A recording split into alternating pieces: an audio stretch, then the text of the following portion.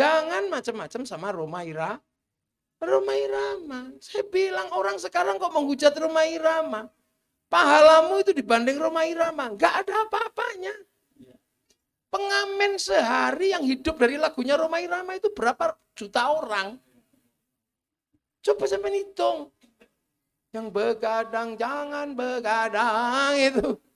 Hidup semua itu gara-gara lagunya Rhoma Irama. Yang kita nggak tahu terus dari ngamen lagunya Rhoma Irama. Dia pulang bawa 100.000. Di rumah anaknya bisa sekolah, bisa jajan.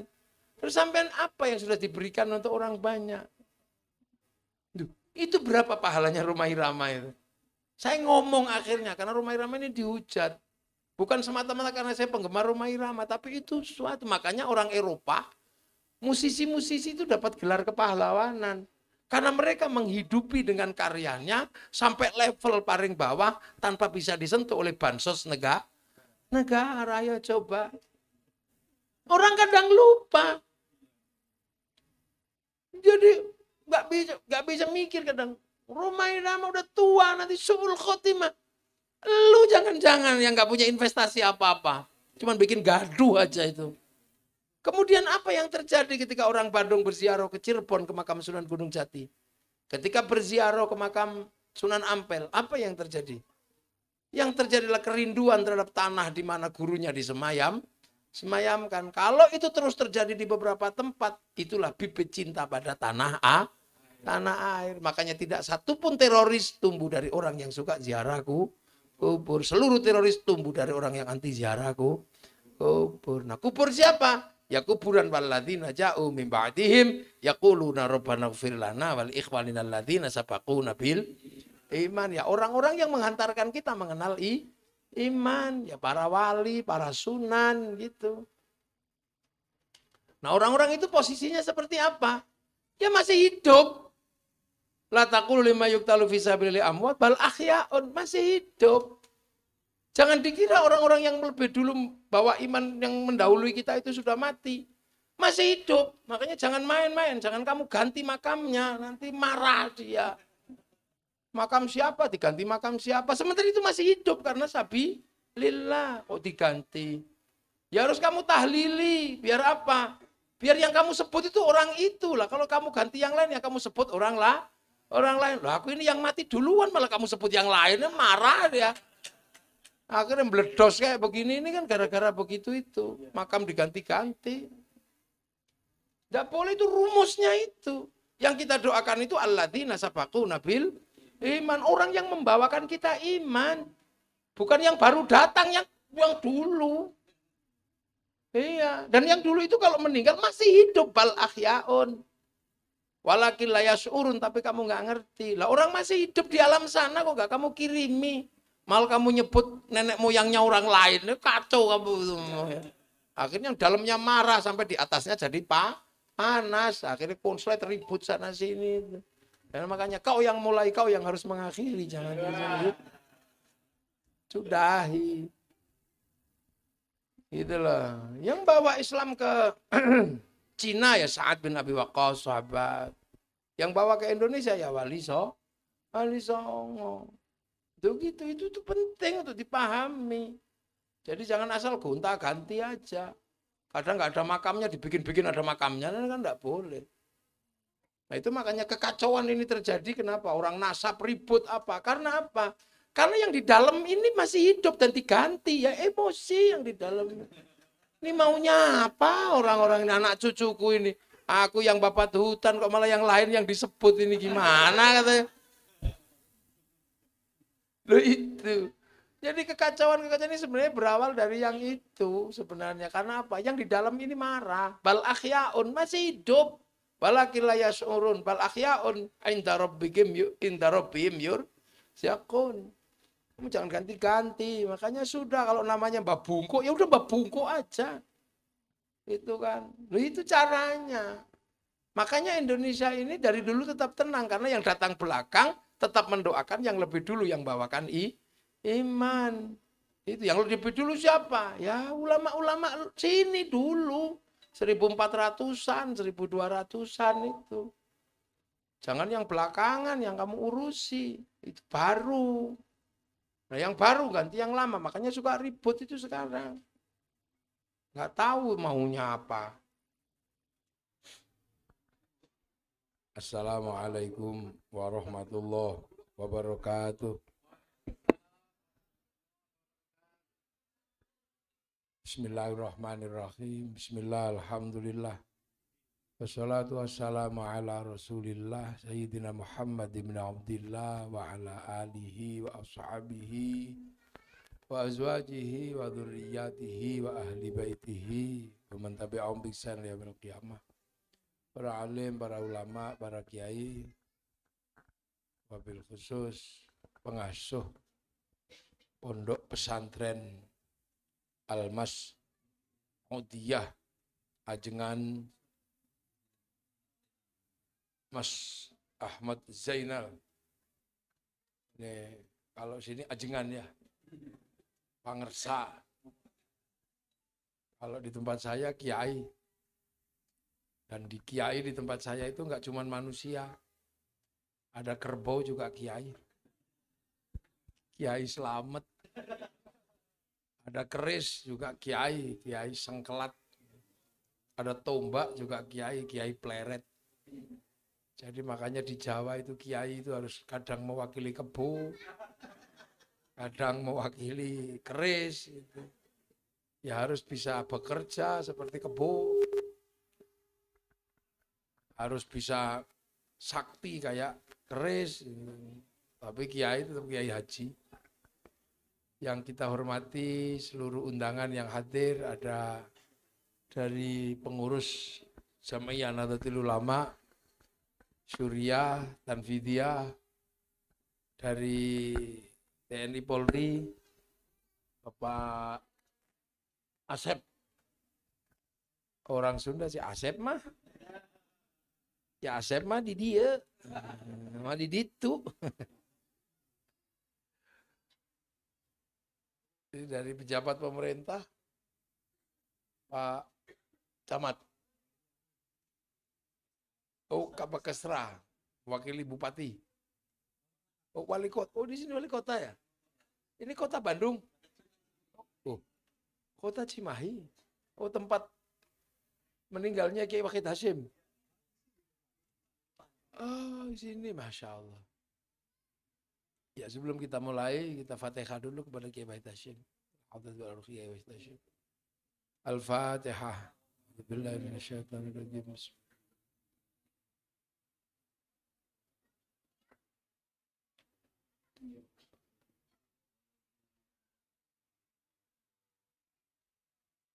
Santri, wali santri, murid-murid dari Kiai Mas'ud yang hadir, yang saya hormati, alhamdulillah kita ini menjadi manusia yang insya Allah paling komplit ketika ngurus manusia. Jadi Nahdlatul Ulama itu paling komplit ngurus manusia. Jadi manusia belum lahir sudah didoakan. Ada selamatan 4 bulan, 7 bulan. Lahir walimahan, potong kambing, memanggil tetangga. Begitu agak gede dikit, kita ngurus bikin TPQ, bikin pondok pesantren. Begitu nikah, diurus juga pakai resepsi. Yang belum nikah, motong burungnya, walimatul khitan. Paling banyak, jadi NU itu paling banyak ngurus manusia. Begitu orang tidak bisa mengenal Allah, kita punya torekoh. Dan kita ini paling fair. Ketika santri nggak bisa zikir karena ngantuan, kita zikirnya gedek-gedek. Ini kita itu paling care. NU itu paling komplit. Gitu. Ketika temannya nggak bisa zikir, kita bunyi zikirnya. Biar bisa dengar dan menirukan. Dan hanya kita yang sholat itu nunggu jamaah, cuman NU. Mestinya 11:30 zuhur bisa ditunggu sampai 11:30. Itu hanya NU yang bisa begitu. Robana ya Robana gitu. Itu ya NU. Jadi makanya NU begitu orang mau ninggal, yang ngurusi juga NU bisa. Ditalkin, diajari bagaimana. Sampai ketika mati yang paling serius ngurus orang itu ya NU sehari, 2 hari, 3 hari, 4 hari, 5 hari. Balas budi kepada orang tua. Ada yang mengatakan orang mati kok ngerepotin yang hidup. Loh, kamu lahir juga ngerepotin bapakmu. Nggak boleh utang. Orang meninggal kok kita sampai utang-utang. Kamu lahir lo diutangke sama orang tuamu. Apalagi kalau sesar, orang tuamu utang sana, utang sini. Nggak punya pempes, utang pempes. Nggak bisa sekolah, utang SPP. Loh, emang kita besar itu nggak diutangin sama orang tua. Utang lah orang tua kita ini. Ya kan? Nggak punya rumah, orang tua kita utang. Pengen motor, orang tua kita utang. Lah begitu orang tua kita mati, ya ganti kita yang utang. Untuk selamat. Selamatan lo itu baru anak yang berbakti. Anak berbakti lahir diutangke kok malah meninggal orang tuanya nggak diutang-utangke. Itu termasuk orang nggak berbakti. Maka biar nggak ngutang, tetangganya datang bawa beras, bawa makanan. Lu sampai kapanpun itu diurus nih. Jadi hanya NU yang ngurusi orang itu sampai tuntas. Makanya semuanya orang berterima kasih. Akhirnya organisasi terbesar ya NU karena ngurusnya serius. Yang lain kan paling ngurus nikahnya doang. Sebelum lahir nggak diurus. Apalagi kalau udah mati ya cemplung, udah selesai kan gitu. Loh ini kan ngurus manusia itu nggak mudah. Ngurus manusia itu nggak mudah. Manusia itu produk assembling. Manusia itu produk karoseri. Karena manusia itu sesungguhnya kan bukan penduduk sini. Makanya Islam mengajarkan kalian pulang, roje. Innalillahi wa inna ilaihi. Roje itu artinya pulang. Nah, pulang kemana? Ya kembali ke akhirat bersama Allah. Itu di mana? Ya di langit ke-7 sana. Yang kita belum pernah nyampe sana. Yang pernah nyampe sana adalah Rasulullah. Nabi Idris nyampe sana nggak pulang lagi. Ya Nabi Soleh sana nggak pulang lagi. Nabi Isa sampai sana pulangnya akhir zaman. Yang lain kalau udah pulang nggak pulang lagi. Makanya nggak bisa ditanya. Yang pulang lagi itu cuma Rasulullah. Makanya Rasul mengatakan kampungmu di sana. Nggak di sini. Di langit ke-7. Nah ini langit 1. Digantung di arasnya Allah. Langit itu kan banyak. Samawat. Kalau ardun itu 1. Bumi ya cuma ini. Tapi kalau langit itu banyak. Nah ini langit 1. Isinya apa langit 1 itu? Merkurius, Venus, Bumi, Mars, Jupiter, Saturnus, Uranus, Neptunus, Pluto. Lah kita ini menempati buminya. Nah jin-jin itu mungkin menempati Merkurius. Ada yang jin-jin setan-setan menempati Jupiter. Jadi jin setan itu tetangga kita, sama-sama makhluk kayak kita. Makanya nggak usah takut. Makanya mereka bisa kita ajak kelahi, wong itu tetangga kok. Jadi makanya ada orang bisa kelahi sama jin biasa aja, itu tetangga kita. Apalagi genderuwo. Paling di pohon sebelah itu. Nah itu makanya biasa, kalau kita ajak kelahi. Kalau kita kalah, kita lari. Kalau sana kalah, sana yang lari. Makanya ngurus jin itu gampang. Kalau kita kuat ya sana lari, kalau kita kalah kuat ya kita yang gampang wong itu kayak orang kelahi itu.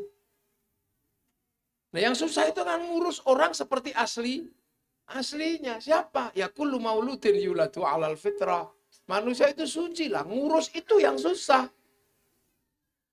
Gitu loh. Ngurus itu yang susah. Makanya kalau ada orang datang, Kiai, ini kesurupan, gampang. Yang susah itu kalau ada orang datang, Kiai, tolong anak saya dijadikan orang soleh. Lah itu 5 tahun nggak selesai itu. Karena apa? Mengembalikan manusia seperti asalnya. Nah, asalnya manusia itu di mana? Ya di sana, nggak tahu. Langit 7 itu nggak tahu di mana itu. Sana.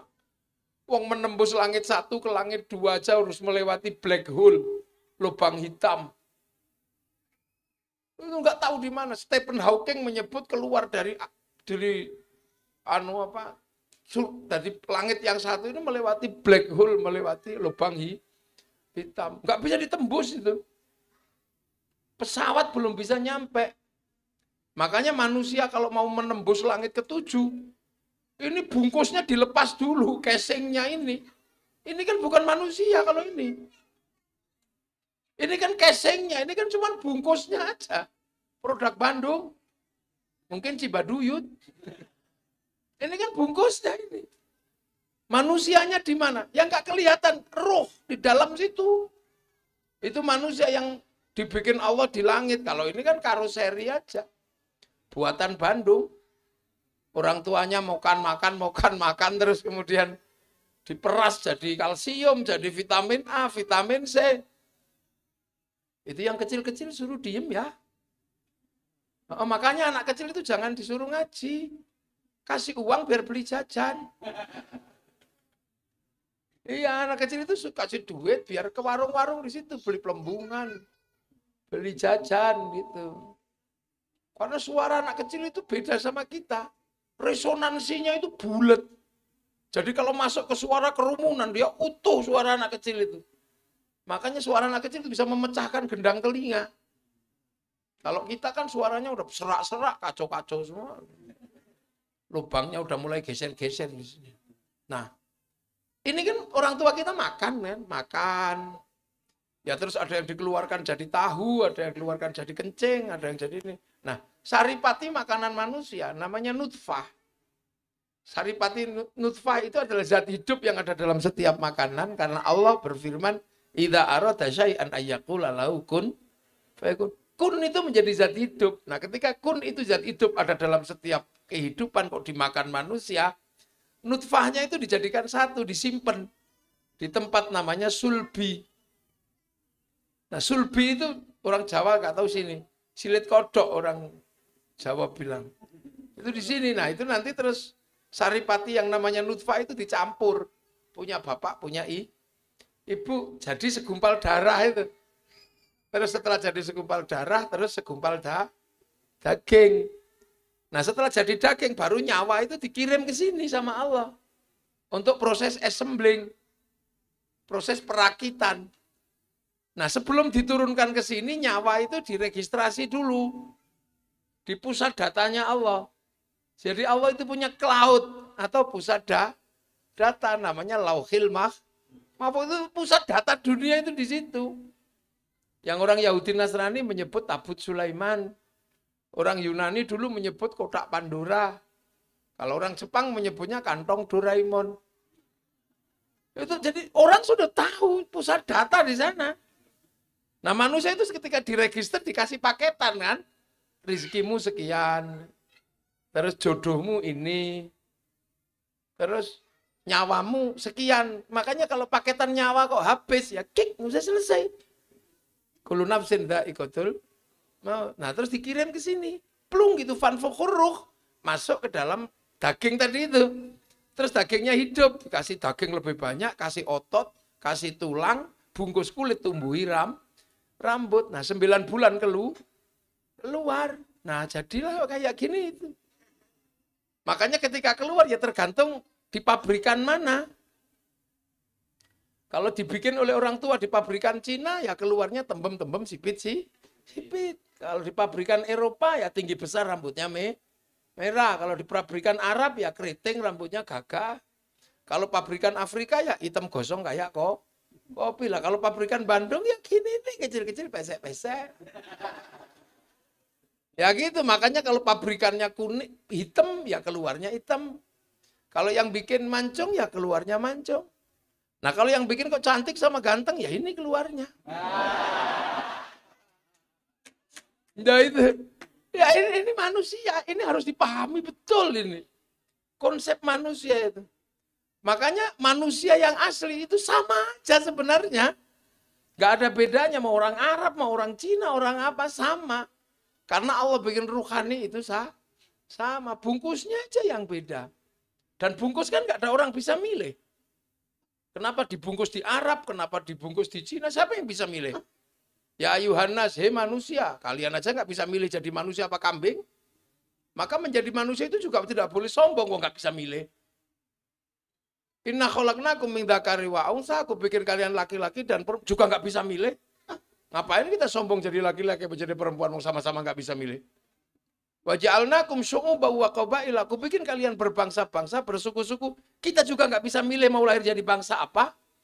Maka membanggakan bangsa atas bangsa yang lain juga nggak boleh.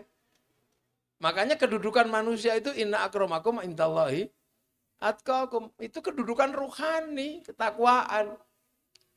Makanya nilai kemanusiaan dimanapun sama, humanisme sama. Bahkan Rasulullah hadir itu menyamakan kedudukan manusia, bukan membeda-bedakan.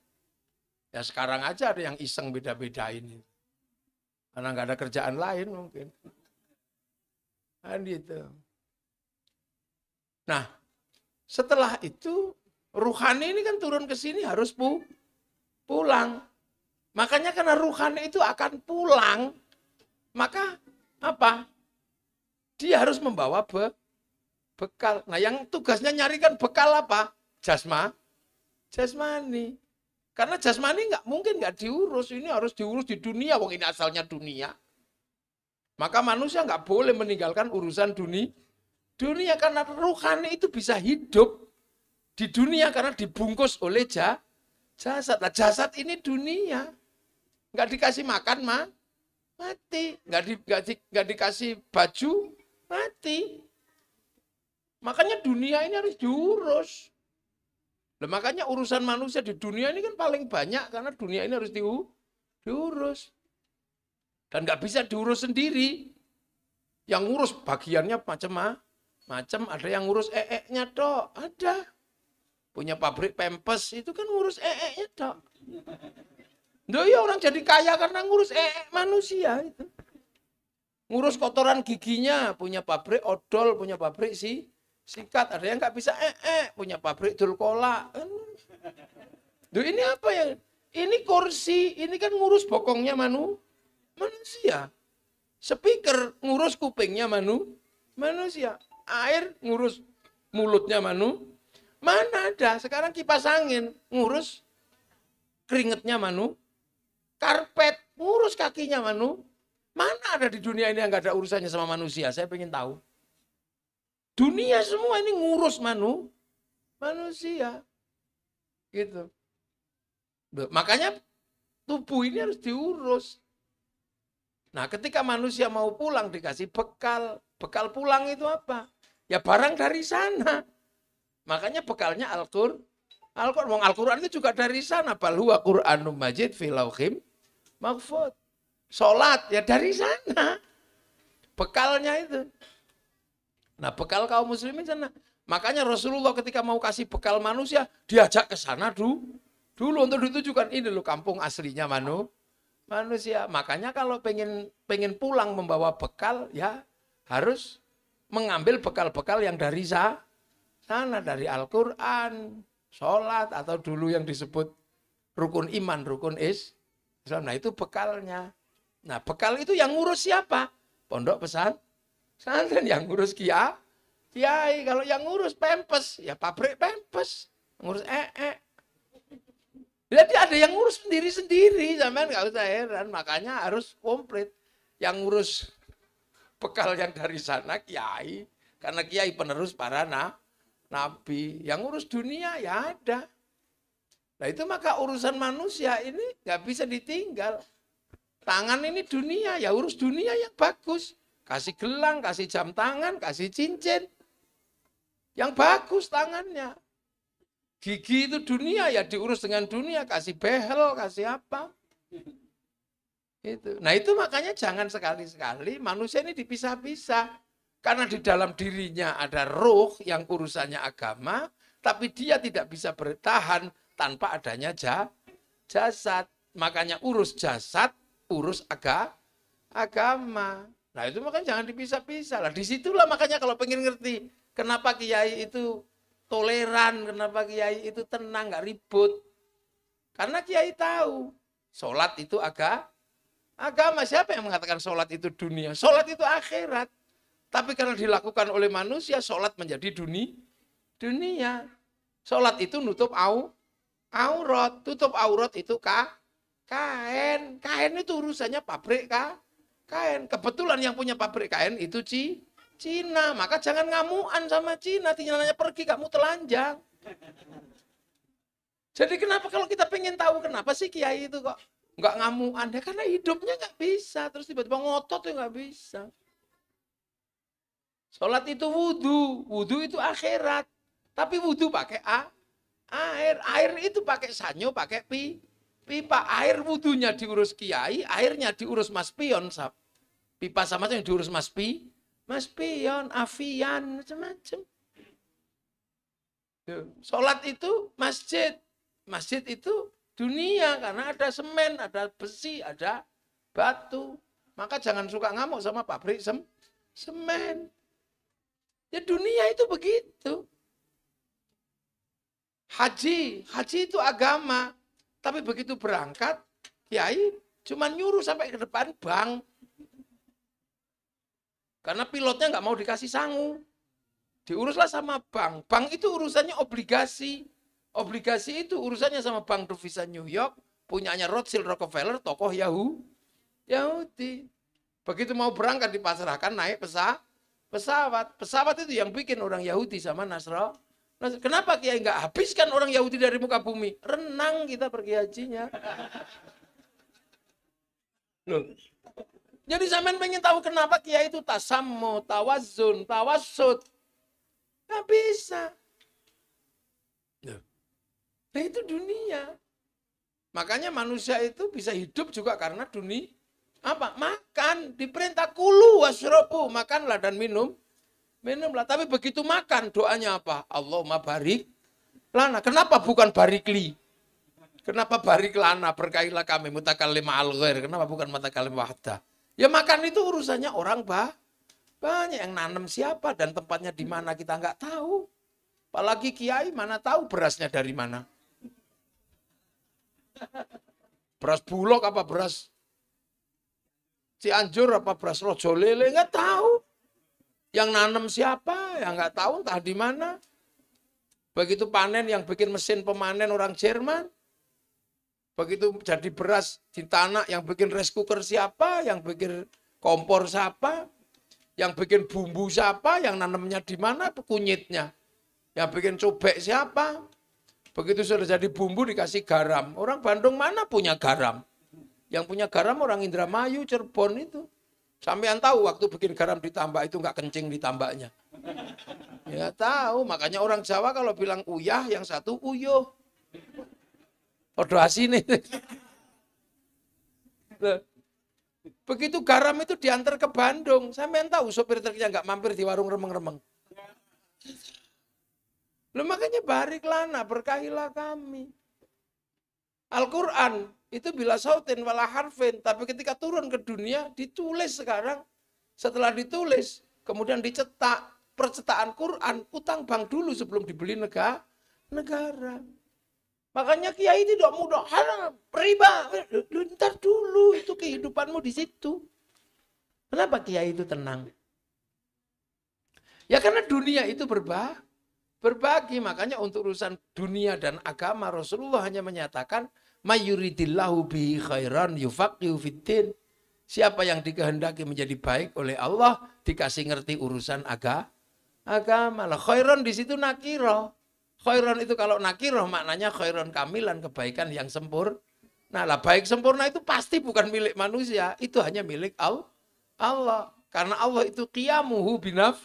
Si manusia nggak bisa wong qiyamu bi ghairihi kok. Nggak bisa, manusia itu sempurna baiknya mana ada. Berusaha menjadi baik itu boleh. Tapi sempurna dalam kebaikan secara mandiri nggak bisa. Pengajian ini siapa yang mengatakan ini jelek? Nggak mungkin, ini pengajian ini baik. Baik kan pengajian ini? Terus kalau pengajian ini baik, yang paling baik siapa? Ya pasti kiainya dong. Ya pasti ini orangnya. Kalau pengen tahu pengajian ini baik, yang baik siapa? Ya ini orangnya. Minumannya aja 2, Oh yang satu nggak ada. Nah itu. Ini orang baik, makanya sampai ditungguin. Semua ini kan nungguin saya. Nungguin orang baik. Tapi saya nggak boleh mengatakan saya yang paling baik. Sebab saya terlihat baik di sini diundang sama kiai. Sampai ke rumah saya sana, ngundang saya. Kalau nggak diundang, saya nggak kelihatan di sini. Jadi saya terlihat baik karena diundang. Nah kalau gitu baik saya apa baik yang undang? Ya nggak bisa, saya nggak datang pengajiannya juga jelek. Kan? Tuh, itu baik baru 2 orang udah ribut. Apalagi kalau sampean penjenengan ini pengersa-pengersa ini ikut-ikutan. Yang baik ya kami kiai. Nah kenapa? Karena kami mau datang. Kalau kami nggak ada yang datang ini bukan pengajian. Lah apa? Cek sound. Tuh. Itu kalau diterusin nggak ada habisnya. Iya kan bagi tukang sound ya kami yang paling baik kiai. Apalah soundnya tak matiin selesai ini. Tukang lampu, tukang banyak baik itu nggak pernah berdiri sendiri. Loh itu loh. Makanya jangan sok-sokan jadi orang. Menjadi lebih baik boleh, tapi merasa paling baik itu nggak boleh. Itu disebut sombong. Lu kan nggak bisa berdiri sendiri. Coba. Ayo. Setelah makan. Kita ini doanya barik lana itu. Ya Allah, ini urusannya banyak orang. Kadang kita minum teh aja nggak ngerti, pemetik tehnya jangan-jangan mati digigit ular juga kita nggak tahu. Itu. Makanya kiai itu tawassut, tasammu, tawassun, nggak mudah terus tiba-tiba haram, musyrik itu pasti kiai freelance itu. Yang nggak ada umatnya biasanya. Sendirian terus di depan laptop pidato itu nggak ada umatnya. Makanya gampang mencaci orang karena freelance. Iya kan? Makanya lo ini. Jadi jangan dikira hidup nggak bisa. Makanya agama itu harus rukun dengan kehidupan yang lain. Makanya kalau kalian beda agama lakum dinukum waliyatin, beda kelakuan lana amaluna walakum a'ma. Lukum beda bangsa waja'alnakum syu'uban wa qabaila lita'arafu. Agama itu selalu memberikan jalan keluar. Kan gitu. Nah, urusan dunia terserah. Sampean yang tahu butuhnya. Urusan akhirat disiapkan oleh kiai. Maka terserah juga mau ngambil paket berapa, terserah. Gak ada larangan, gak ada ininya. Al-Quran 30 juz. Kalau mau ngambil paket lengkap ya nggak apa-apa 30 juz berarti grosir kan gitu. Nah kalau nggak mau grosir kecapean ya ngecer. Wong kiai juga punya toko eceran. Kalau cuma mau ngecer Yasin, kiai punya Yasinan. Kalau cuma mau ngecer kolhu, kiai punya tahlilan. Kalau mau seayat ngecer nggak apa-apa tergantung kondisi. Kalau sakit hati karena istrinya pergi, ya 1 ayat aja nggak apa-apa. Innahu min Sulaiman wa innahu bismillahirrahmanirrahim. Kan gitu. Yang tukang-tukang kelahi, yang penting punya paketan 1 ayat nggak apa-apa. Idza batostum jabarin. Ya terserah. Yang istrinya cerewet, ngambil 1 ayat. Sumumbuk mun yufahum lah. Kiai itu selalu punya. Makanya ada paket grosiran namanya tahfidzul Quran. Ada paket eceran namanya punya. Kalau nggak mau panjang-panjang ya 1 huruf aja. Kalau dipanggil suaminya neon, nun itu kan naon itu kan. Iya kan kalau di Jawa kan nun gitu, nggak tahu di sini ini naon gitu. Ya terserah loh, itu kan paketan. Sholat juga terserah mau paket lengkap setahun sehari 5 kali ya nggak apa-apa. Mau paket irit setahun sekali lebaran ya boleh. Wong semua ada konsekuensinya. Toh nanti di sana juga disortir sendiri sama Allah. Karena apa? Ya pasti pulang, registrasi ulang lagi kan gitu. Nah itu makanya manusia itu sesungguhnya kan nggak jauh beda sama handphone. Nggak beda manusia itu dengan handphone. Mirip, itu teknologi masa lalu itu sebenarnya. Handphone itu kenapa hidup? Ada kartunya. Kartu kenapa hidup? Dihubungkan sama satelit. Jadinya handphonenya itu hidup. Makanya handphone itu melakukan apapun direkam sama memori sama kartunya itu. Itu ya direkam dan bayar, teman. Jejak digitalnya ada. Makanya kartu handphone itu bisa kirim foto, kirim gambar, kirim apa saja. Yang penting punya paketan, punya kuota. Kalau nggak punya apa bisa kirim? Bisa. Apa? Cari wifi gratisan. .co.id. Makanya manusia juga sama. Dikasih Quran. Quran itu downloadan dari sana. Balu wa Quranum Majid fil lauhim mahfud. Makanya Quran itu juga ada print out-nya. Ya yang kita baca itu kan print out-nya Quran. Tapi ada juga password-passwordnya wong downloadan. Ibaratnya di password. Passwordnya apa? Alif lam mim nun itu kan password cloud Al-Quran. Makanya untuk mempelajari passwordnya, ilmunya bukan ilmu alif ba ta, tapi abjadun hawazun, karena itu adalah algoritma. Itu algoritmanya, codingnya itu. Kitabnya Al-Awfaq, Mamba Usulul Hikmah, Syamsul Ma'arif, Jaljalut itu coding di situ itu. Nah itu makanya Quran itu bisa dikirim. Kenapa? Karena dari sana dihubungkan oleh ruhani manusia. Maka manusia itu melakukan apapun ketahuan karena jejak digitalnya ada. Makanya kayak syuting itu manusia, kayak syuting itu kan. Saya di syuting ini direkam, tapi rekamannya masuk memori. Nanti kalau setelah saya acara terus mangkel tiba-tiba syutingnya dibanting, nggak ada masalah. Selagi memorinya masih ada, rekamannya masih komplit. Sama juga manusia melakukan apapun direkam. Gitu. Makanya manusia itu bisa kirim Fatihah, kirim gambar, kirim Al-Quran, bacaan, kirim doa. Bisa, yang penting punya kuota. Kalau nggak punya kuota, ya pakai kuota gratis. Dan pakai wifi gratisan. Wifi-nya siapa? Wifi-nya Nabi, wifi-nya wali. Namanya Tawasul kan gratisan ila hadratin nabiyil mustofa. Nah, kenapa Nabi Wali kok paketannya besar? Download. Nabi Wali itu kan download. Qalu rabbuna Allah, tsumastaqamu tatanazzalu alaihimul malaikah alla takhafu wala tahzanu. Jadi download, ya Allah, ya Allah, ya Allah, ya Allah. 25 tahun Syekh Abdul Qadir di Padang Pasir. Sunan Kalijaga 3 tahun download. Lah kita kan nggak pernah punya paketan, kalau diajak download langsung tidur. Ya Allah, ya Allah, ya Allah. Ya Allah, ya Allah, ya Allah. Tidur nggak punya paketan kita ini. Ya Allah, ya Allah. Lah makanya kita ini diajarkan cari paketan gratisan. Tawasul. Makanya kita kirim wa ila hadratin Nabi Mustafa wa ila jamil muslimin terus gitu. Wali abaina terus itu sampai wa ila hadratin waruqi Ki Mas'ud wa ila jami usulim wa furuim, baru kemudian wali abaina umatina wajadina sopo gitu wa ila ruqi Pak D Likmin gitu ya. Fatihah bet gitu. Kebagian karena langsung share it. Lah ada yang nggak percaya, masa Fatihah bisa dibagi? Jangankan Fatihah, sepak bola aja bisa dibagi.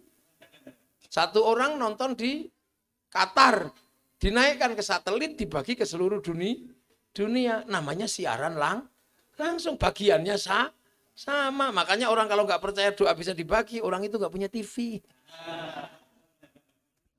Itu ideologi.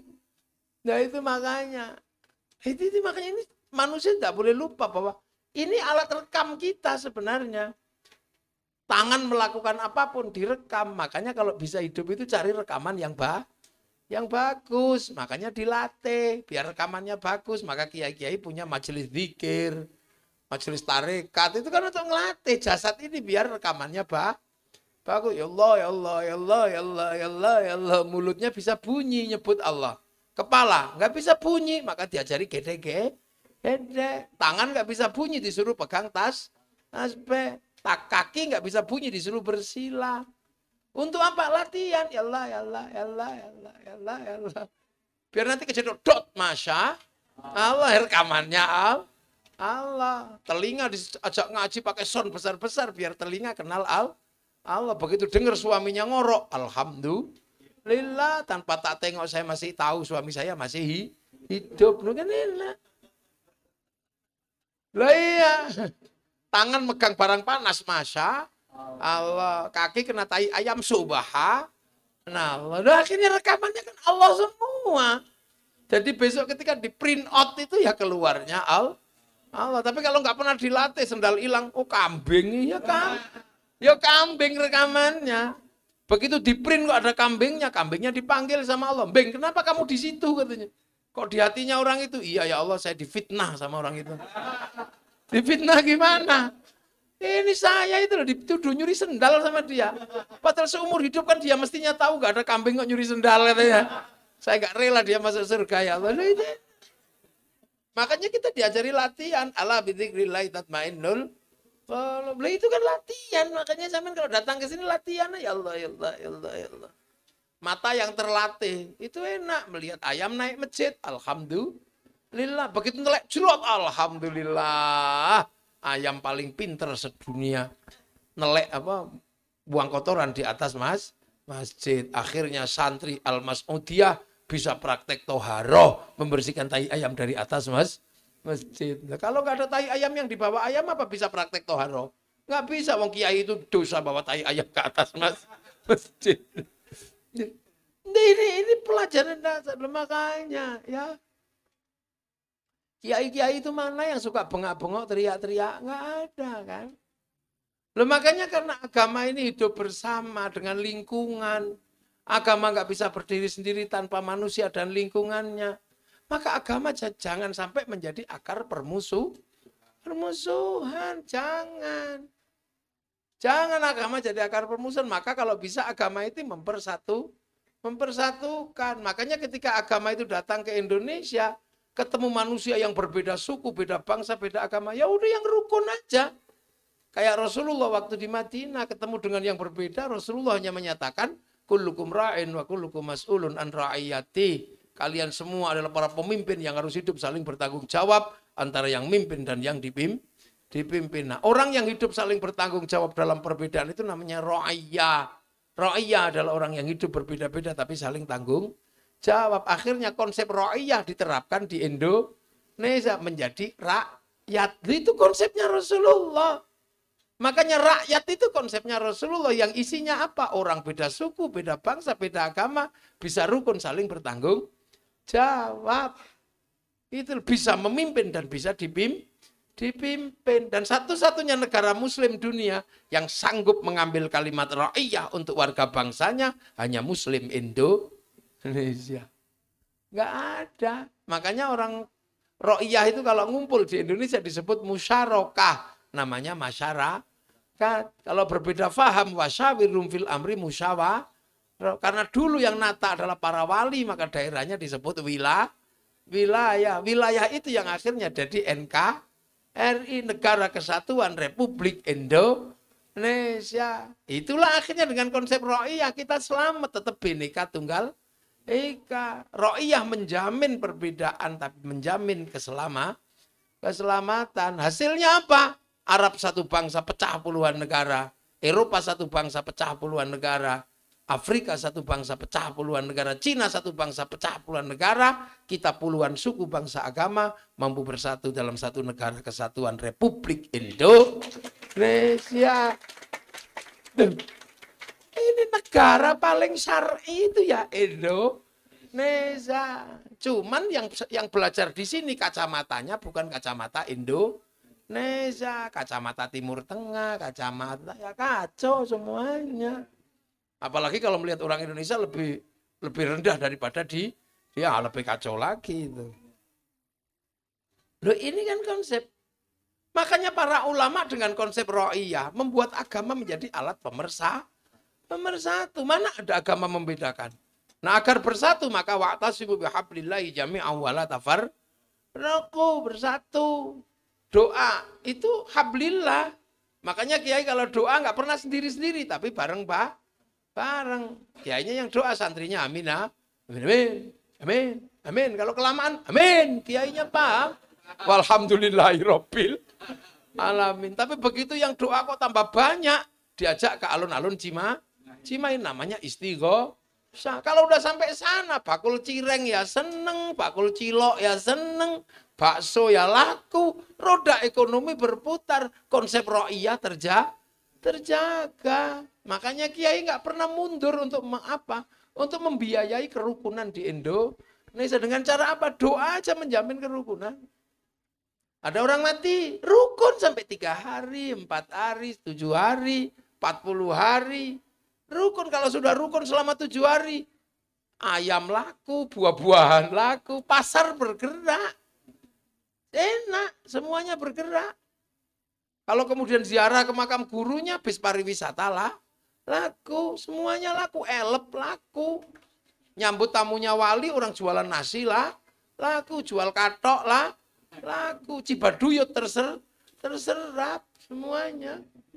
Dan rukun kalau sampai di makam coba. La ilaha illallah, la ilaha illallah. Karena kiainya tua. Belum selesai satu bis datang lagi di situ. Sallallahu ala Muhammad. Itu belum selesai sudah. Ibadallah rijalallah. Aghisuna li ajlillah. Wa kunu aunana lillah. Sanaqdha bifadlillah. Rukun gentian gitu enggak. Kalau di Jawa ada ngawiti ingsun. Tiba-tiba ada satu orang masuk nggak bawa rombongan, dikira copet. Nggak taunya banser. Begitu banser masuk, ini ngapain satu? Tiba-tiba buka jaketnya. Nih, keluar spekel kecil, rombongan dari Al-Mas'udiyah, ditunggu di bis. Ini ya kan. Betapa rukunnya. Kemudian apa yang terjadi ketika orang Bandung berziarah ke Cirebon ke makam Sunan Gunung Jati? Ketika berziarah ke makam Sunan Ampel, apa yang terjadi? Yang terjadilah kerinduan terhadap tanah di mana gurunya disemayamkan. Kalau itu terus terjadi di beberapa tempat, itulah bibit cinta pada tanah air. Makanya tidak satupun teroris tumbuh dari orang yang suka ziarah kubur. Seluruh teroris tumbuh dari orang yang anti ziarah kubur. Nah, kubur siapa? Ya kuburan walladzina ja'u min ba'dihim yaquluna rabbana ighfir lana wal ikhwanina alladzina sabaquna bil iman. Ya orang-orang yang menghantarkan kita mengenal iman. Ya para wali, para sunan gitu. Nah orang-orang itu posisinya seperti apa? Ya masih hidup. La taqulu lima yuktalu fi sabilillah amwat bal ahyaun, masih hidup. Jangan dikira orang-orang yang lebih dulu bawa iman yang mendahului kita itu sudah mati.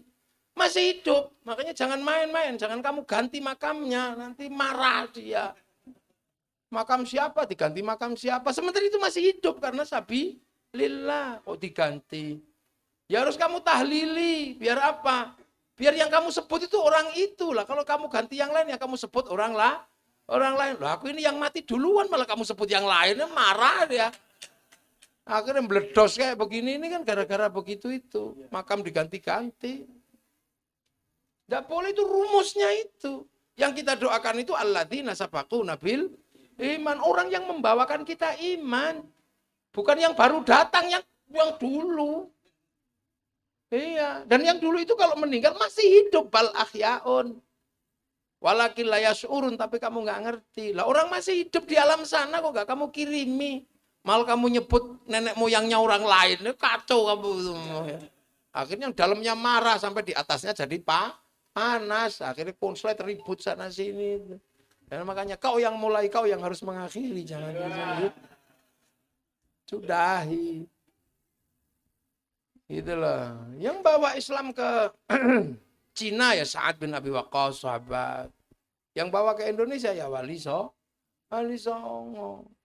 Itu penting untuk dipahami. Jadi jangan asal gonta-ganti aja. Kadang nggak ada makamnya, dibikin-bikin ada makamnya, kan nggak boleh. Nah itu makanya kekacauan ini terjadi. Kenapa? Orang nasab ribut apa? Karena apa? Karena yang di dalam ini masih hidup dan diganti. Ya emosi yang di dalam. Ini maunya apa orang-orang ini, anak cucuku ini. Aku yang bapak hutan kok malah yang lain yang disebut ini gimana katanya. Loh itu. Jadi kekacauan ini sebenarnya berawal dari yang itu sebenarnya. Karena apa? Yang di dalam ini marah. Bal ahyaun, masih hidup. Walakin la yash'urun. Bal ahyaun inda rabbihim yurzaqun. Kamu jangan ganti-ganti. Makanya sudah kalau namanya Mbak Bungkuk, ya udah Mbak Bungkuk aja. Itu kan. Loh itu caranya. Makanya Indonesia ini dari dulu tetap tenang. Karena yang datang belakang tetap mendoakan yang lebih dulu yang bawakan iman. Itu yang lebih dulu siapa? Ya ulama-ulama sini dulu. 1400-an, 1200-an itu. Jangan yang belakangan yang kamu urusi. Itu baru. Nah yang baru ganti yang lama. Makanya suka ribut itu sekarang. Nggak tahu maunya apa. Ya, tanyakan pada rumput yang bergoyang.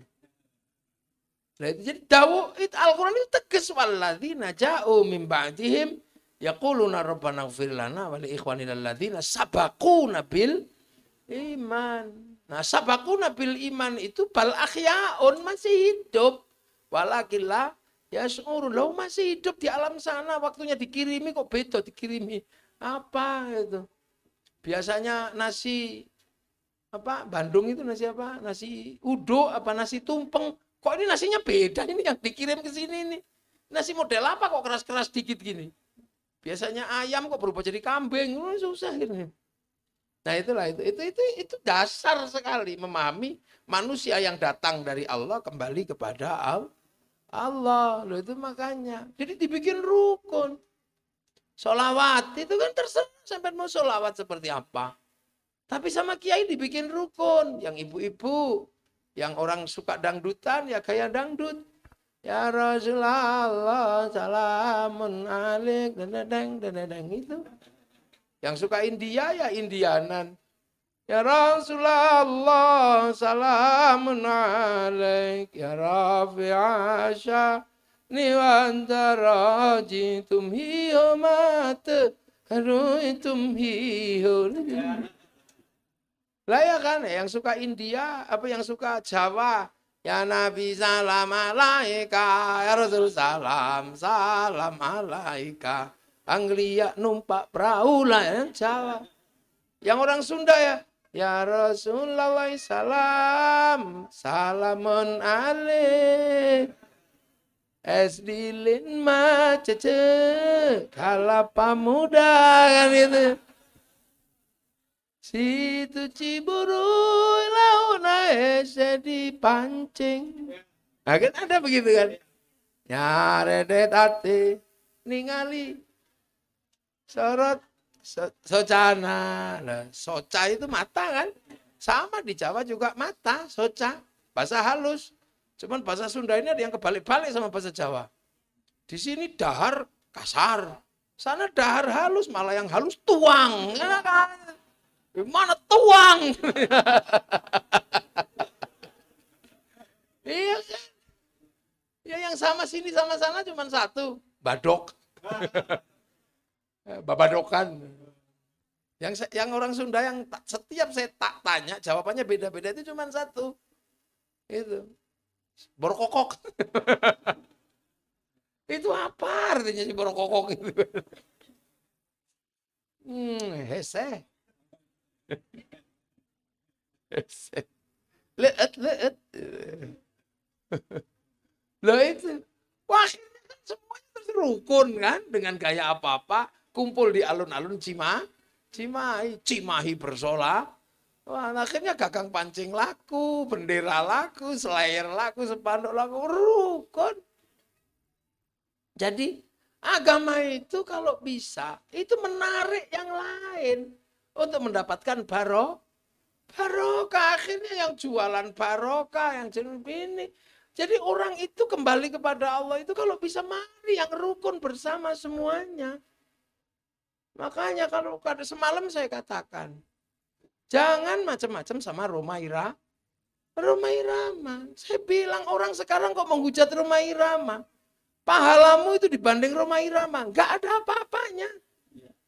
Pengamen sehari yang hidup dari lagunya Rhoma Irama itu berapa juta orang. Coba sampai hitung. Yang begadang, jangan begadang itu. Hidup semua itu gara-gara lagunya Rhoma Irama. Yang kita nggak tahu terus dari ngamen lagunya Rhoma Irama. Dia pulang bawa 100.000. Di rumah anaknya bisa sekolah, bisa jajan. Terus sampai apa yang sudah diberikan untuk orang banyak. Grup-grup besar dangdutan lokal itu hidup karena lagunya Rhoma Irama yang dia ciptakan dengan darah dan air mata penuh tangisan itu. Kalau enggak lagunya enggak mungkin sebaik itu.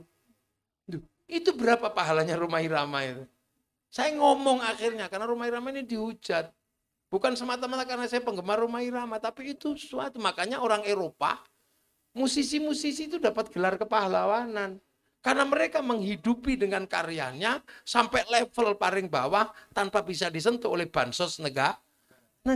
Ya coba. Niki Astrea, Mojang Bandung. Itu berapa itu anak-anak muda di grup-grup rock itu bisa hidup dengan lagu Niki Astrea. Lagunya Niki Ardila. Itu anak-anak bisa ngamen dengan lagu Niki Ardila. YouTube-nya anak-anak itu bisa hidup semua. Itu orangnya sudah meninggal. Pahalanya masih mengalir. Nah kita, apa? Mati ya udah gitu aja. Orang kadang lupa. Jadi nggak bisa mikir kadang. Rhoma Irama udah tua nanti suul khotimah. Lu jangan-jangan yang nggak punya investasi apa-apa. Cuman bikin gaduh aja itu. Rhoma Irama itu ya Allah. Apa itu? Sungguh terpaksa. Itu pengamen-pengamen di perapatan-perapatan itu. Lagunya gelandangan. Sungguh terpaksa. Wah itu. Inul Daratista. Menghujat-hujat Rhoma Irama tapi pakai lagu Rhoma misalnya. Kan dulu waktu ngebor kan kadang lagunya Rhoma. Gak tahu sekarang kalau karaoke-nya. Tapi dulu di panggung-panggung Sodik, Monata, Adela. Itu lagunya Rhoma Irama semua. Hidup semua orang-orang itu dari lagunya Rhoma Irama. Makanya jangan sok-sokan kadang itu. Nah Islam itu begitu. Dihitung semua itu.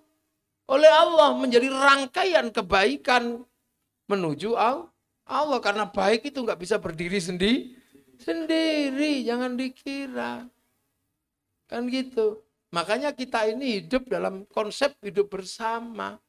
Nah yang paling rajin bersama-sama, Nahdlatul Ulama. Itu Kiai Mas'udi, nggak usah dibahas capek-capek. Sudah punya tinggalan Al-Mas'udi. Dia santrinya sudah di mana-mana, itu berkembang. Kita ini yang investasinya jangka pendek. Kiai-kiai ini udah aman, udah. Santrinya udah di mana-mana, udah ngajar ngaji setiap huruf. Itu apalagi kiai-kiai yang ngajar ini. Sekarang misalnya itu, kalau ustadz-ustadz guru-guru ngaji itu insya Allah masuk surga semua. Loh kenapa? Sayyidina Ali itu loh. Menjamin kan, orang kalau mengajarkan satu huruf, itu sama dengan 500 dinar. Itu duit sekarang mungkin sekitar 3,5 juta atau 4 juta lah. Sekitar itu. Satu huruf. Sementara dalam waktu mengajar digaji berapa? Mungkin 300.000, mungkin 500.000 kan sebulannya. Satu huruf aja 3,5 juta, sementara satu bulan diajarkan berapa huruf. Yang diambil di dunia cuma berapa persen. Selebihnya di mana? Ya di akhirat nanti diambil. Orang itu kaya-kaya itu karena investasinya akhirat. Karena pasti itu. Jangan dikira Sayyidina Ali itu bohong. Sayyidina Ali itu pasti. Jadi 500 di sini cuma diambil 1 dinar aja nggak ada. Berarti yang 490 nanti diambil di akhir. Kaya-kaya guru-guru diniyah itu nanti. Guru-guru madrasah itu. Makanya tenang aja, di sini dapat sedikit, itu nanti investasinya di akhirat. Dan itu agama. Nah inilah makanya kiai-kiai kenapa sih tenang, ini nggak dikit-dikit marah, nggak dikit-dikit marah. Karena dunia ini adalah jalan menuju akhirat. Ad-dunya mazra'atul akhirah. Jadi kadang orang kita nggak paham, pikir, wah ini kiai nggak galak, kiai nggak keras. Lu dulu tenang dulu, duduk dulu. Kiai kenapa nggak keras? Karena kalau kiai keras, habis semua. Kakinya udah sebegini banyak. Kalian mau keras-keras paling 200 orang. Ya nggak ada masalah, baru 200. Kalau kiainya yang gerak, habis semua. Makanya beberapa keputusan orang itu walaupun enak nggak laku. Karena orangnya belum banyak. MTA bikin fatwa, anjing halal. Kenapa anjing masih banyak? Ya karena MTA-nya baru dikit. Coba kalau NU yang bikin fatwa, anjing halal, cari anjing 2 hari, habis itu.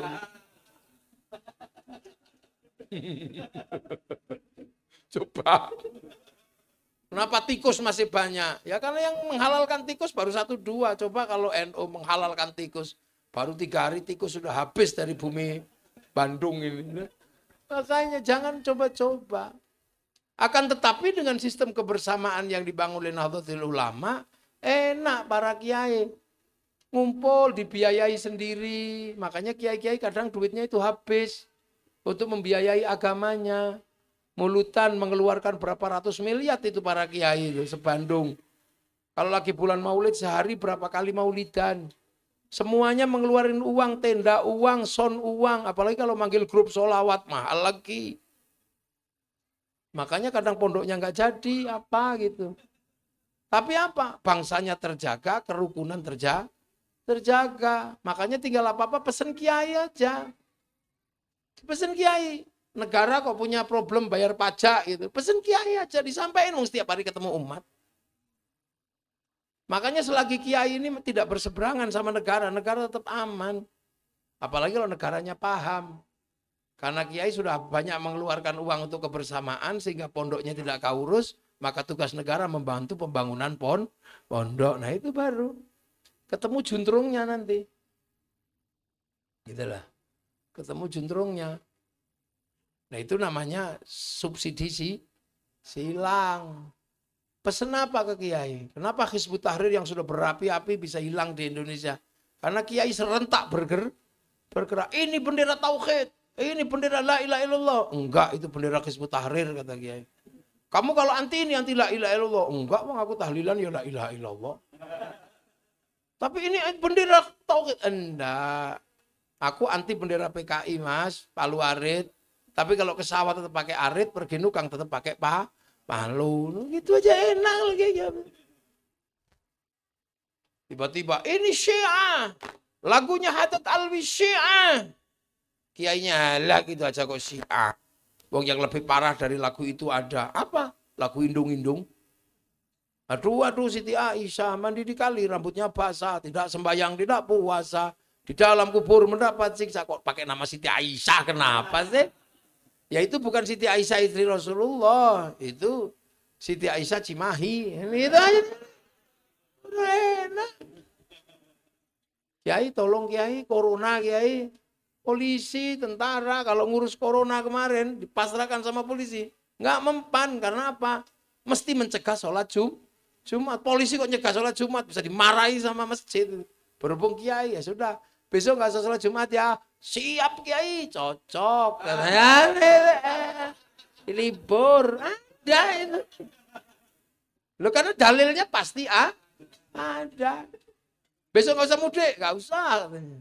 Kiai tolong jelaskan corona kiai. Ya kiai jelasin aja dengan caranya kiai. Para hadirin, ini zaman digital. Manusia ada di 2 titik di mana dia menjadi sangat hebat. 1 titik mulut dan 1 titik tangan. Mulut bisa ngomong apa saja di medsos tanpa kontrol, sangat pemberani di mulutnya, dan jarinya bisa membuka apa saja. Maka dosa manusia ditentukan oleh mulut dan jarinya. Maka Allah menurunkan corona. Dengan corona mulut harus pakai masker, tangan harus pakai hand sanitizer. Betul? Betul. Padahal kiainya ngarang gitu. Wong kiai juga nggak ngerti corona itu apa. Kalau sama kiai itu bahasanya sederhana, enak, nggak ribet. Akhirnya ya sudah penanganan corona nyantai, landai. Malaysia pakai dikepuk-kepuk. Di sini haji dilarang sampai di sini enak aja sudah begitu selesai ya selesai, nggak ada pengumuman, tahu-tahu selesai. Mana ada pengumuman corona selesai? Tidak ada. Karena kalau kiai yang mengumumkan corona selesai, tetap nggak selesai. Kalau kiai yang umumkan, karena tutupan selesai acara apapun mesti Allahumma sholli ala Muhammad. Kalau kayak gitu ya kan. Jadi dunia ini Indonesia itu enak karena saling ditanggung, saling berdamai. Makanya begitu ada konslet-konslet dikit, masalah. Itu indahnya kiai di Indonesia itu begitu. Pokoknya nggak usah. Dan kita menjadi kekuatan terbesar. Kenapa? Ya karena kita ini bisa berdamai. Makanya Al-Quran itu ketika menyebut manusia, laqad khalaqnal insana fi ahsani taqwim, ya kan, summa radatnahu asfala safilin, illal ladzina amanu wa amilus sholihat. Amanu wa amilus sholihat diurus kiai. Ahsani takwimnya manusia diurus sama pempes, diurus sama tadi itu. Tapi ahsani takwimnya manusia, agama dan amal solehnya manusia didahului dengan apa? Sumpah Allah, wahadzal baladil amin. Watin demi buah tin, simbol Nabi Nuh. Wazaitun, simbol Nabi Isa, Nabi Ibrahim. Waturi sinin, Nabi Musa. Nabi Muhammad apa? Wahadzal baladil amin, dan demi keamanan bangsa dan negara. Makanya kiai-kiai itu berusaha membangun keamanan bangsa dan negara. Kalau bangsa negaranya aman, manusianya terjaga. Agamanya manusianya baik, agamanya baik. Tapi kalau keamanan negaranya tidak terjaga, rusak. Suriah manusianya baik, agamanya baik. Kenapa dua-duanya rusak? Karena tidak ada keamanan bangsa dan negara. Tuh. Iya, makanya penjenengan ini bagian dari jihad membangun keamanan. Makanya nggak usah rajin sholat duha. Itu biar kiai aja yang rajin sholat duha. Penjenengan terlalu rajin. Nah iya, masuk surganya duluan nanti karena penjaga keamanan. Itu kiai masuk dulu, tapi keluar lagi, manggil rombongan lagi, kan polisi kerjanya begitu. TNI Polri ini berada dalam ruang menjaga keamanan bangsa dan negara. Maka siapapun yang mengganggu manusia, siapapun yang mengganggu agama boleh ditindak oleh keamanan negara. Kami nggak boleh, wong kita ini bagian amanu wa amilus sholihat. Tapi yang bagian mengambil tindakan adalah petugas negara. Nah ini polisi, TNI itu. Jihadnya di situ, bukannya jihadnya rajin sholat. Kita sholat Idul Fitri, ya polisinya jaga, jangan sampai sepedanya hilang. Nah itu, jangan dikira. Kadang wah saya ini amalnya sedikit, loh amal sampean itu paling banyak. Kita Allahu Akbar. Itu kadang ting ting ting, bakso. Bismillahirrahmanirrahim. Sabbihisma rabbikal a'la alladzi khalaqa fasawwa alladzi qaddara fahada. Lama ini. Kenapa enggak kulhu aja?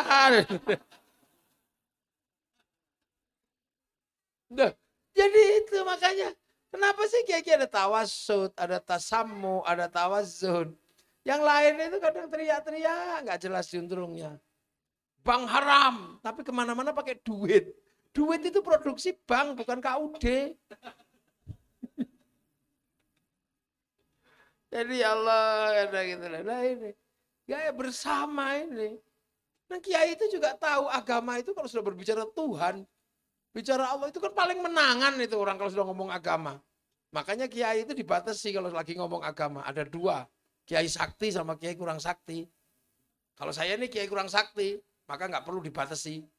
Karena bisa diinterupsi. Gus udah siang waktunya duhur. Ya nggak apa-apa berhenti. Kiai yang paling sakti itu siapa? Kiai yang nggak ada yang berani. Ya kiai yang kalau sudah khutbah Jumat, itu menangan itu, nggak ada orang berani. Nggak ada interupsi tape, nggak ada itu. Makanya khotib itu biar nggak ngawur. Karena paling menangan, maka kalau khutbah disuruh bawa teks sama bawa tongkat. Akhirnya santun. Itakullah. Lepas teknya ditiup kipas angin, bubar itu teknya itu.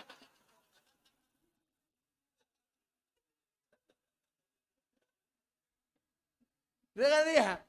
Nah kalau enggak ya tongkatnya lepas ya masalah pasti gini-gini. Makanya kiai tenang mau pegang tongkat. Begitu tongkatnya enggak ada, saudara Jokowi ya gitu. Makanya yang keras-keras itu lihat aja biasanya tongkatnya enggak ada di sini. Ini strategi ini namanya social engineering ini namanya. Problem sosial diselesaikan secara sosial. Ini sebenarnya sederhana, berbicara agama itu nggak jelimet, nggak ribet. Ada titik-titik kompromi. Kuncinya ada di mana? Di manusia. Ketika Rasulullah ngajar sholat, Allahu Akbar. Rasulullah habis ketemu ya khusyuk ketemu Allah. Sayyidina Ali, Sayyidina Abu Bakar, Sayyidina Umar, Ya khusyuk, wong masuk ke wifi-nya Rasul, badui-badui di belakang Allah Akbar. Tuhannya di mana? Gak kelihatan gitu. Akhirnya diajari sama Allah lewat malaikat. Namanya ihsan ubudullah ka'annaka tarahu fa illam takun tarahu fa innahu yaraka. Kamu beribadahlah kepadaku seolah kamu lihat aku. Kalau kau nggak lihat aku, yakin aku lihat kamu gitu. Oh, jadi yang penting merasa dilihat Allah walaupun kalian iyalah itu Allah Akbar. Jangan gerak dilihat Allah. Bukan itu. Dan itu karena pertanyaan badui tadi itu. Makanya kalau ada badui bertanya jangan marah. Lu kan gitu. Akhirnya sholat itu enak. Allahu Akbar. Ada ding-ding, bakso. Boleh. Tapi kita jangan lupa kita sedang diawasi Allah. Maka dengar bakso itu boleh. Ya nggak boleh kan 2 mangkok Pak. Nggak boleh. Oh itu panjang itu sekolah. Jadi bagaimana kompromi-kompromi yang diberikan kepada manusia. Loh kok sekarang nggak bisa. Loh. Ini kan perempuan kita kan. Istri-istri kita semua tuh di sini nih. Iya kan? Cantik-cantik semua. Oh, bukan saya, istri saya nggak ada di situ.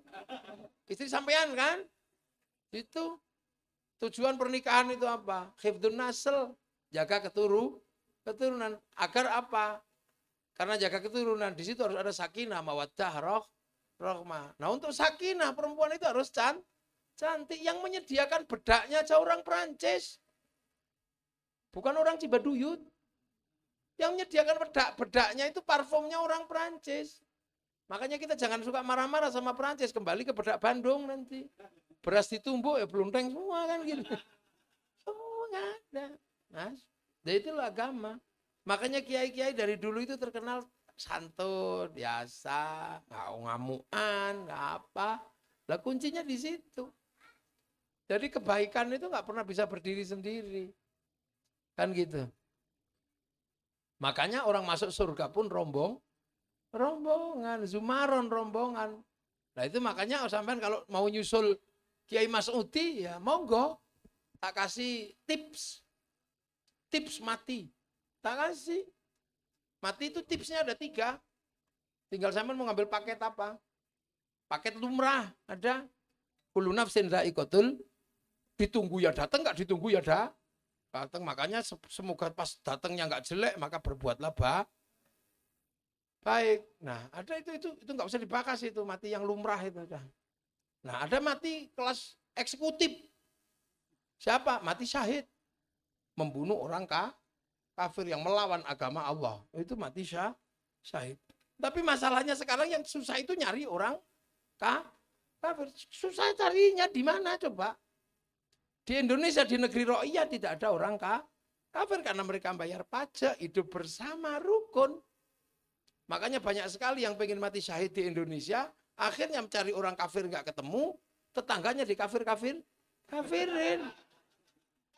Punya akik kafir, ziarah kubur kafir, tahlilan kafir. Itu ada yang nanya nasab, dajjal. Lah ya ini mudah sekali nyalain orang, ngafir-ngafirin orang. Jangan dong. Siapa yang mengkafirkan saudaranya sama muslim, dia kafir. Wong kita ini la taj'al fi qulubina ghillal lil ladzina amanu, jangan sampai kemudian. Nah, itu yang susah cari orang kafirnya. Ada yang sampai ke Suriah, sampai sana pulang lagi. Karena ternyata di sama sama Allahu Akbar. Nah, maka yang ketiga aja yang paket VVIP. Ini mati VVIP, ada tipsnya itu. Mati pakai undangan. Siapa yang mati pakai undangan? Yaitu ya ayat Tuhan nafsul mutmainnah, jiwa-jiwa yang tenang. Nah, makanya sampean kalau yang belum tenang, belum dipanggil, belum tenang makanya. Loh, nafsul mutmainnah itu kan nggak mudah, hidup manusia itu mah nggak tenang. Coba punya pacar nggak punya pacar nggak tenang. Nggak punya anak nggak tenang, punya anak nggak tenang, sekolahnya gimana, SPP-nya gimana, nggak hamil ya nggak tenang, begitu hamil ya nggak tenang, nanti normal apa sesar nggak tenang, di rumah ya nggak tenang, kepengen ngaji sampai di sini ngaji ya nggak tenang, sama aja manusia itu mah nggak tenang, gitu kan, pengen nggak tenang, sudah nggak tenang kok nggak selesai nggak keluar ini nya. Nggak dandan, nggak tenang, dandan juga nggak tenang, jangan-jangan masih kurang wah manusia itu nggak tenang.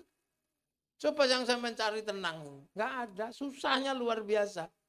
Makanya orang-orang itu yang tenang. Nah makanya agar kita tenang diajari di zikir. Wong ala bidzikrillah tatmainnul qulub. Memang diajari zikir ya Allah, ya Allah, ya Allah. Yang kebetulan Al-Quran sendiri pertamanya Bismillahirrahmanirrahim. Suruh sebut asma'al. Allah sebut ya Allah, ya Allah, ya Allah, ya Allah, ya Allah, ya Rahman, ya Rahman, ya Rahman, ya Rahman, sebut. Nah sampai tadi nanti itu. Kalau sudah terus menyebut, latihan membuat hati tenang, maka dapat apapun Allah. Dedot Masya Allah. Apapun Allah. Nah itu artinya apa? Semua kembali kepada Allah. Irji'i ila Rabbi, kembali kepada Allah. Sebelum kembali beneran, latihan semua dikembalikan kepada Allah. Bukan itu pelajarannya. Sebelum nanti kembali beneran, itu latihan mengembalikan semua kepada Allah. Istri gendut, kembalikan kepada Allah. Ya Allah, istriku gendut, alhamdulillah. Terima kasih, nggak usah tak kasih makan seminggu juga masih hidup. Ada aja, kembalikan kepada Allah. Makanya apapun kembalikan kepada Allah. Punya anak males, kembalikan pada Allah. Ya Allah, ini anak kok males, ini sekolah nggak mau, apa nggak mau. Ya terserah kau lah ya Allah. Gitu, jangan dimarahi terus. Gitu, nanti anak nggak mau sekolah dimarahi. Akhirnya anak marahan sama orang tua lah. Begitu anak marah sama orang tua, murkanya orang tua terhadap anak membuat anak berhadapan sama Allah. Masa gara-gara nggak mau sekolah aja mengantarkan anak berhadapan sama Allah? Maka yang sabar. Gitu lah. Loh kadang kita itu kan nggak ngerti kan. Anak nggak mau sekolah.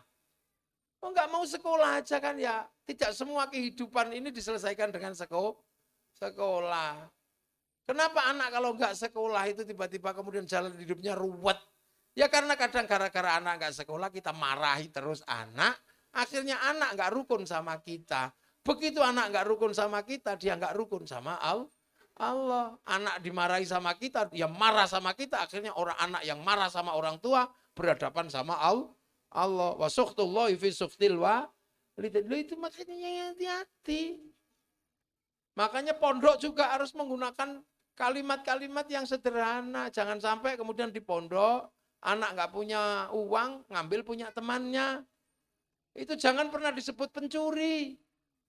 Masa 200.000 aja menjadikan orang berstatus pencuri. Pencuri itu tidak akan pernah barokah ilmunya. Maka anggap saja anak itu sedang mengambil sedekah yang harusnya diberikan sama yang punya. Maka kiai harus nanya, siapa yang diambil sedekahnya?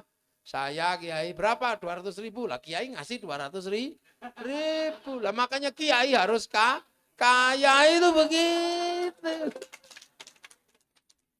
Jangan sampai gara-gara 100.000 anak mendapat kedudukan seorang maling. Kan nggak boleh, loh itu bahasa-bahasa itu penting. Makanya kadang kita itu anak udah sholatnya susah. Terus kita juga marah, terus tiap hari dipukuli gara-gara gak mau sholat. Akhirnya anaknya marah sama kita, Allah marah sama dia. Akhirnya gara-gara belajar sholat, Allah marah sama anak itu. Dihadapkan kepada kita, berhadapan dengan Allah. Makanya sabarnya orang tua itu penting. Wastibarun itu penting. Ya itu kadang kan sederhana. Nah itu mengembalikan semua kepada Allah. Makanya dengan berzikir ya Allah, ya Allah, ya Allah, ya Allah, ya Allah, semua kembali kepada Allah. Nah kalau orang semua dikembalikan kepada Allah, itu artinya dia sudah ridho dengan ketentuan Allah. Mardiyah akhirnya diridhoi sama Allah.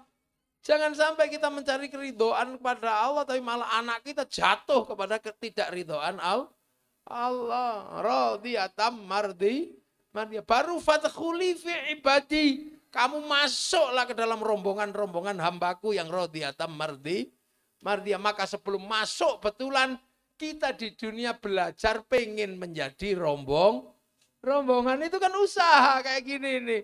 Nanti sampai di sana dimasukin betul rombongan, tapi keinginan untuk menjadi rombongan itu harus dimulai dari saat kita hidup. Makanya kalau ada khol kita datang, ya Allah aku pengen jadi rombongannya Kiai Mas.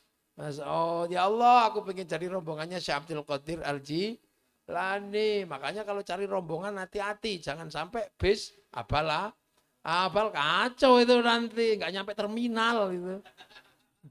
Ternyata bis itu itu loh, plat hitam, bukan plat kuning.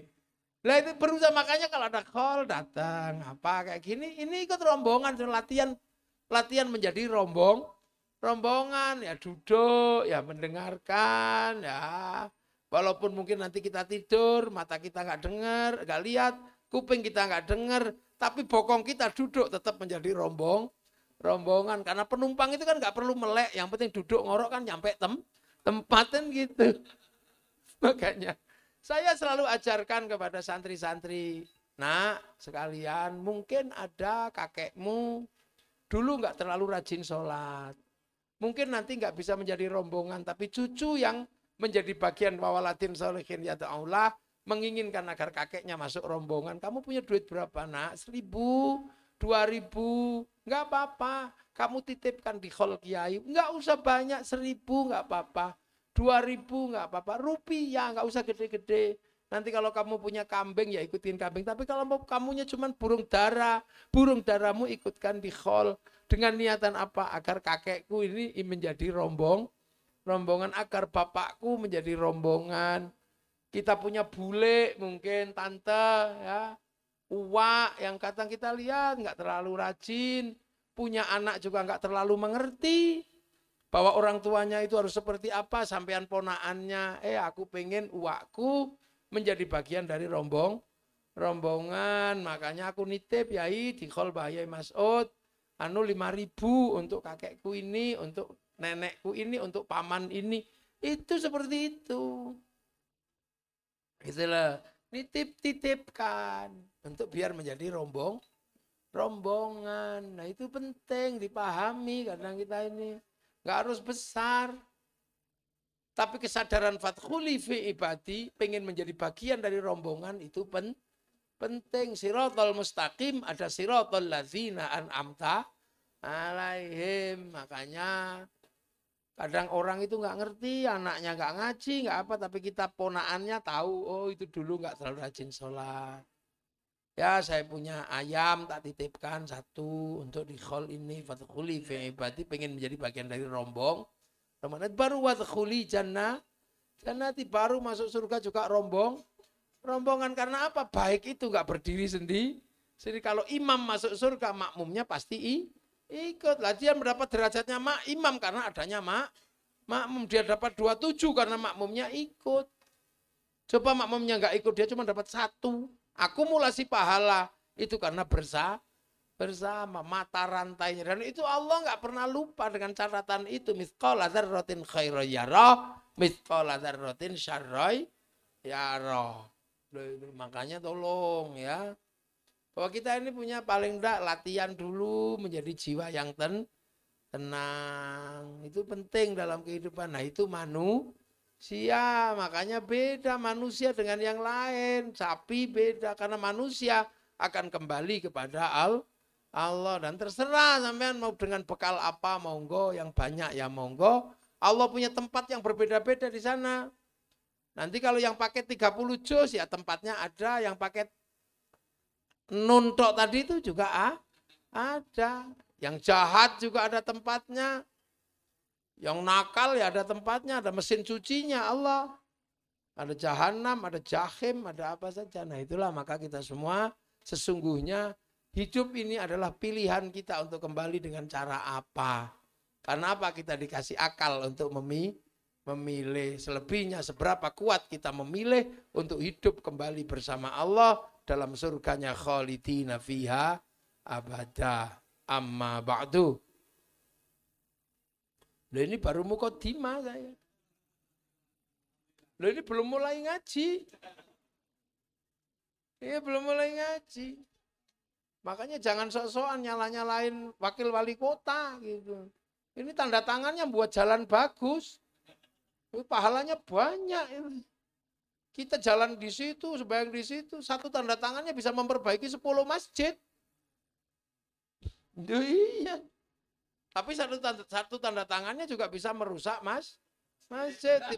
Tiba-tiba di sampingnya ditandatangani pendirian karaoke. Nah, ya, itu.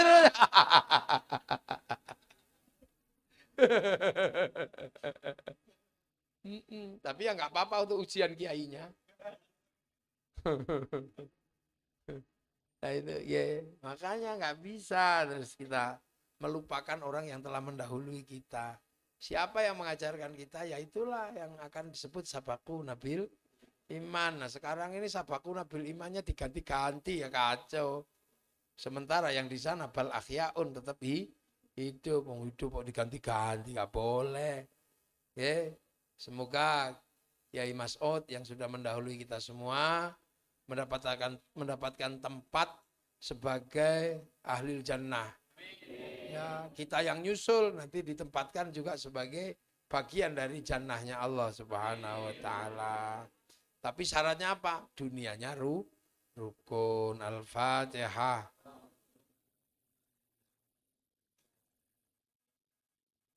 Ya kana abdu ya kana nasta'in. Shiratal mustaqim, shiratal ladzina an'amta 'alaihim ghairil maghdubi 'alaihim waladdallin. Amin. Bismillahirrahmanirrahim. Alhamdulillahirabbil alamin. Hamdan na'imin, hamdan syakirin, hamdan yuwafi ni'amahu wa yukafi mazidah. Ya Rabbana lakal hamdu kama yanbaghi li jalali wajhikal karim wa 'azimi sultanik. Allahumma iftah 'alaina futuhal 'arifin bi hikmatika wa ansurna rahmat. Wa dzakkirna wa nasina tukamrituka ya Allah. Ij'al auladana dzurriyyatina talamidana lil khair. Al-ibadah wa qiyamul rasul maqasidana akhiran sekarang. Abi aku Rabbana ini askantu min dzurriyyati biwatin ghairi dzalin tabatikal muharram. Rabbana liyuqimus sholata faj'al abdana nasita bi tashkurun. Ij'al hadzal ma'had ya madan mubarakan ya Allah. Lil alil khair lil Qur'an ya Allah. Wa ilayya karim tamim bina'ana hadzal ma'had ya Allah bijah. Ilayya karim tamim bina'ana bijahil Mustafa sayyid alaina ilayya karim tamim bina'ana bijahil Mustafa sayyid alaina Rabbana atina min ladunka rahmatan wa barik ولآبائنا وأمهاتنا من مشايخنا وجذب المسلمين والسمات ونخص إلى حضرته وإلى الروح كما صلى الله جميع أصولهم واغفر لهم وارحمهم وعافهم وعنهم اللهم ارحمنا أجرهم ورزقنا بعضهم واغفر لهم اللهم اجعل قبر مدمرات الجنان اللهم اجعل رحمة مرضية من القبور لا إله إلا الله محمد رسول الله في عقب من نرجو إلى ربك راضية مرضية فادخلي في عبادي وادخل جنة ربنا آتنا في الدنيا حسنة وفي الآخرة حسنة وقنا عذاب النار صلى الله على سيدنا محمد والحمد لله رب العالمين. سر الفاتحة. صراط الذين أنعمت عليهم غير المغضوب عليهم ولا الضالين آمين. السلام عليكم ورحمة الله وبركاته. اللهم صل على سيدنا محمد.